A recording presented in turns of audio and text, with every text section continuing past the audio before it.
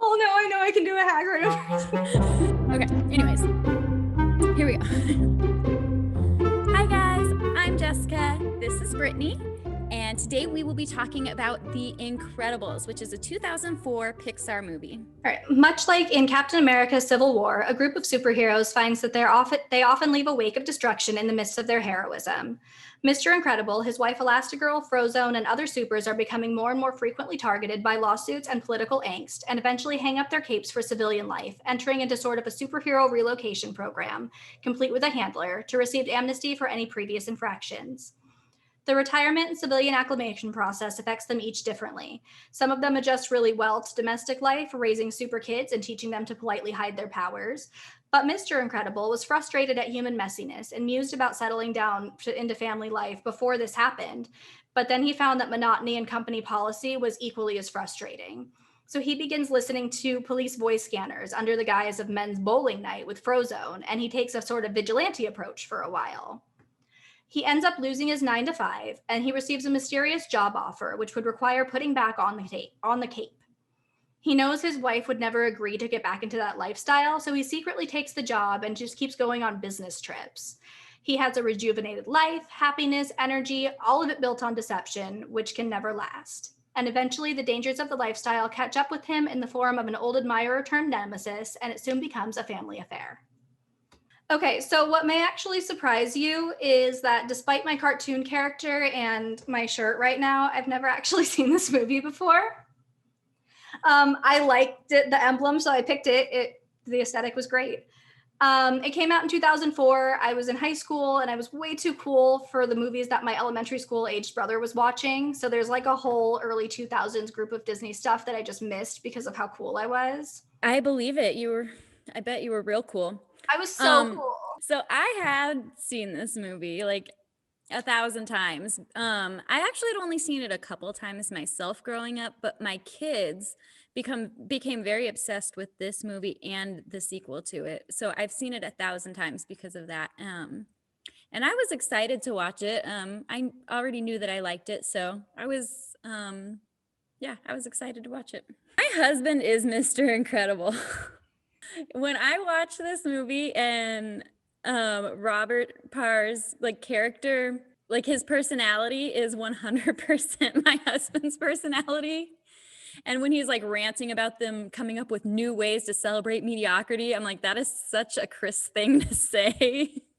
At one point in the movie, he and his wife get into an argument, and then the kids come in, and it's kind of like all tense for a minute there.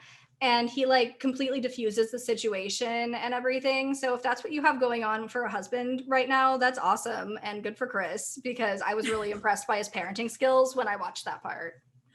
The family in general is just so relatable. The overworked, unappreciated parents, the rowdy, energetic, lovable little boy, and then the angsty, hormonal teenage daughter. Like that's every like family in America, I feel like. And that chaotic scene at the dinner table was like so relatable. The part where Bob comes home and the kid's just like sitting there on the trike, always watching him. He's like, "What are you waiting for, kid?" And he's like, "I don't know, something amazing, I guess."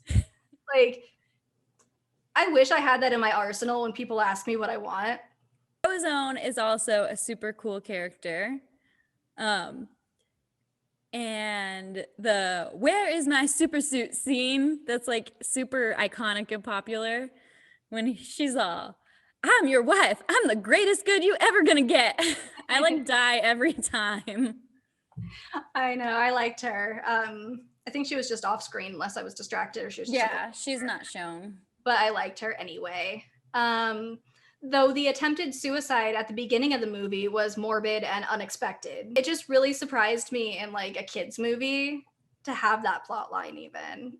But like so real life, like suing superheroes because you didn't want to be saved would totally happen in the real world today. Yeah. We also like discuss how they're drinking in like older movies, but in this movie he has mimosas. I was like, oh, I guess that still does happen in today's movies. I think it's less like in your face and less like vulgar, I guess that's the wrong word. There's drunkenness. There's drinking, but not drunkenness. That's true. And I also learned from Bob and the top of his car, that super strength would actually be a really frustrating thing to have. Let's talk about that. If you could have any of the family members' powers, who would you choose? Ooh. I think I would pick Elastigirls. I think that would make my life so much easier. It'd be pretty cool. I like Violet's power too, though. But like, I don't feel like I'd need it as often. Like in everyday life, Elastigirls would be more like Or Dash. helpful. That'd be pretty Imagine cool too. cleaning your house as Dash. That'd be amazing. Ooh, maybe I want to Right. change my answer. Agree. This is the first Pixar movie where the main characters are people too. So I decided to sort Edna Mode. And I actually am having a trouble choosing where to sort her. I've got 2 houses that I'm considering, so maybe you can help me, or maybe our viewers can help me. But I think that she is smart, creative, very eccentric. I also think that she is cunning and ambitious and a bit pretentious. So is she a Ravenclaw or a Slytherin? Ooh.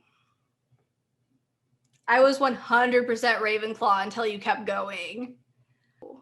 Yeah, no, we're going to need our viewers to comment and tell us. Okay, so please comment below and tell us, is Edna Mode Ravenclaw or Slytherin?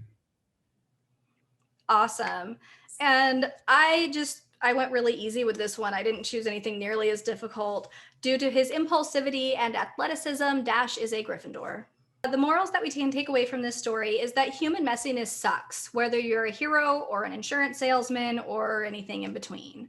And lies and deception will always come crumbling down and be exposed eventually. And there's strength in numbers, and those who love you the most will be your strongest allies. Perfect.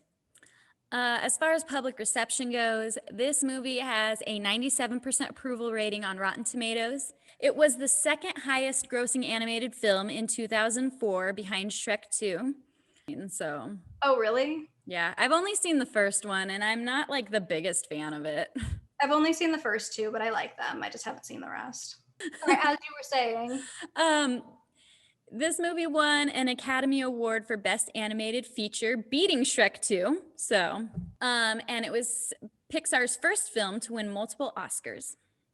Like I was expecting, it's a good movie. Everybody likes it. I was really entertained. I'm going to give it 4 popcorn kernels, and I'm also going to place it at number 4 on my list, which is under Monsters, Inc. and above A Bug's Life. Cool. I went ahead and gave this movie 5 popcorn kernels. Surprise, surprise. Every Pixar movie so far. But I also put it on number 4 on my list. It is below Finding Nemo on mine and above Toy Story 2.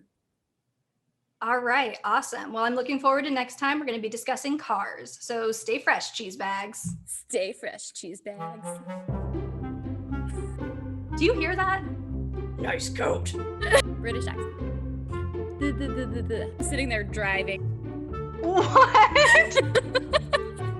Or underestimate the importance of body language. Let me see if I can get her. Yeah, you don't sound like a man trying to sound like a woman. Good job.